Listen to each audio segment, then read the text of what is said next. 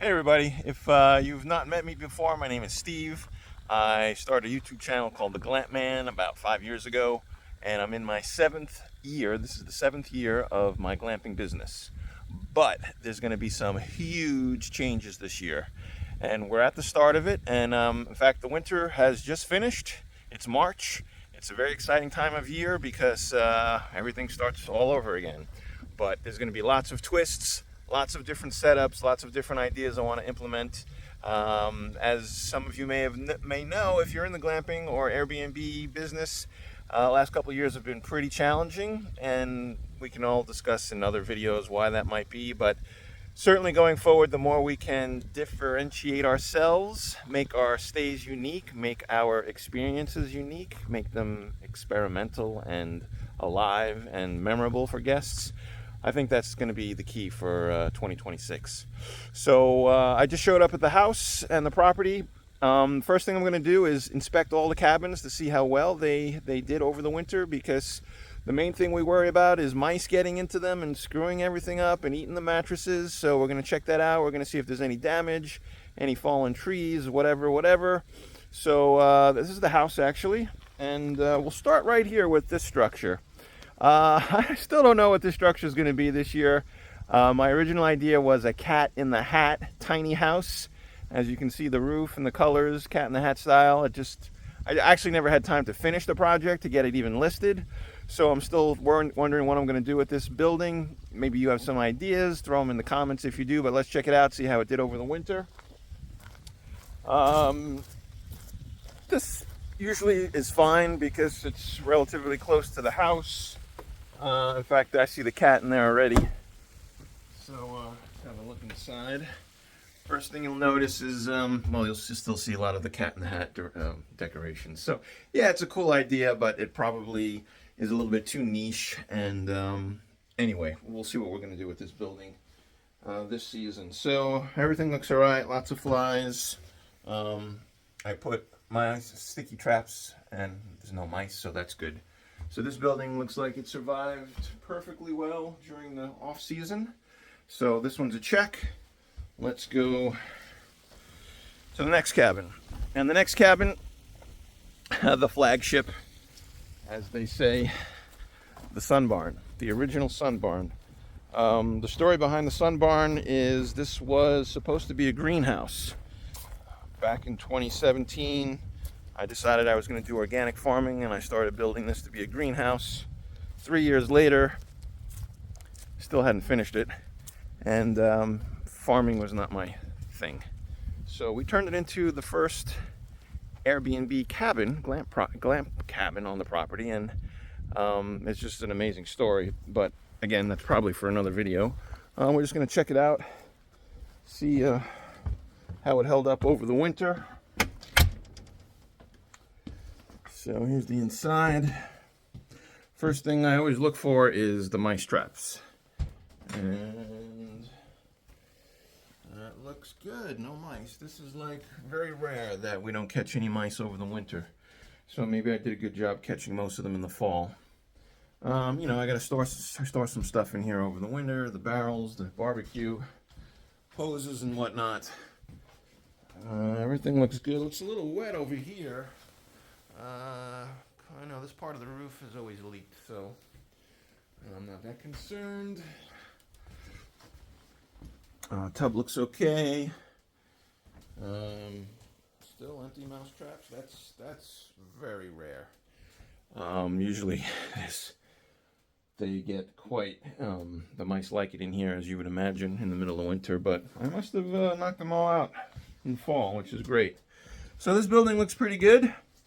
I'm saving it for a future video, but this cabin is going to become something that it's never been before, and it's not even going to be a place that I'm going to be offering all the time for sleeping. So that's a little hint of what I'm planning to do with this place. So the future I see for the sun barn is actually not necessarily a place to sleep. Keep that in mind. All right. Yeah, one of the problems I have here is I have neighbors with horses, and horses usually come sneak out here every once in a while and do their business. So I got to get some fences, and I'll just show you. Well, here's our beautiful field, and here's our house with a twin level deck. Everything looks good. Well, more or less looks pretty good. So we're approaching the tiny stargazer. And last year we experimented here adding a hot tub very, very late in the season.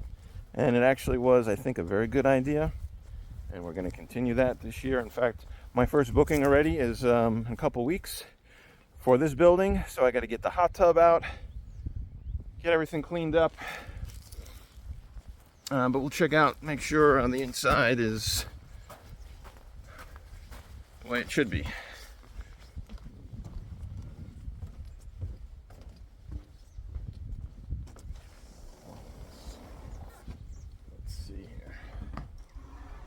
All right. Whoops.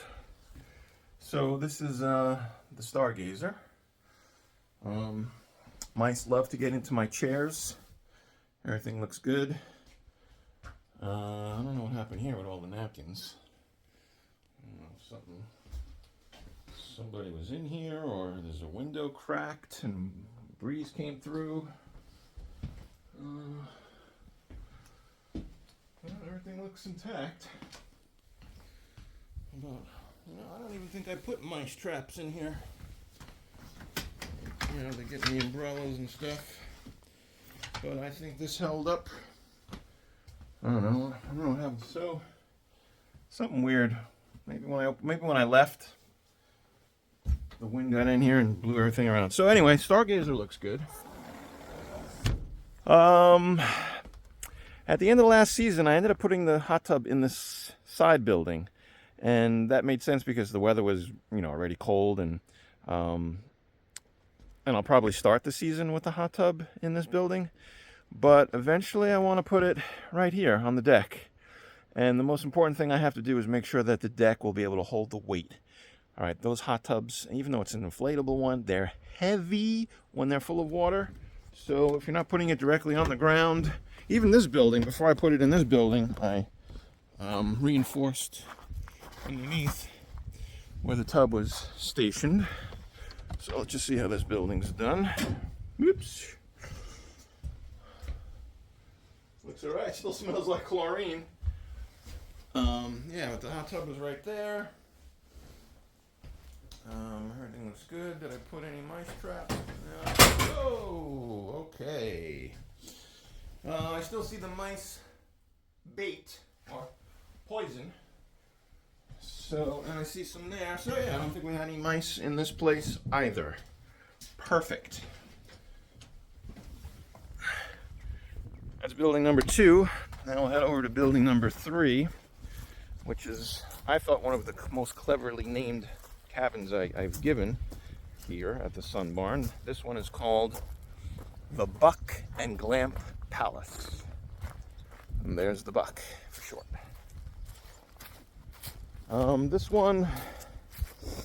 This was actually the second building that we built after the Sun Barn.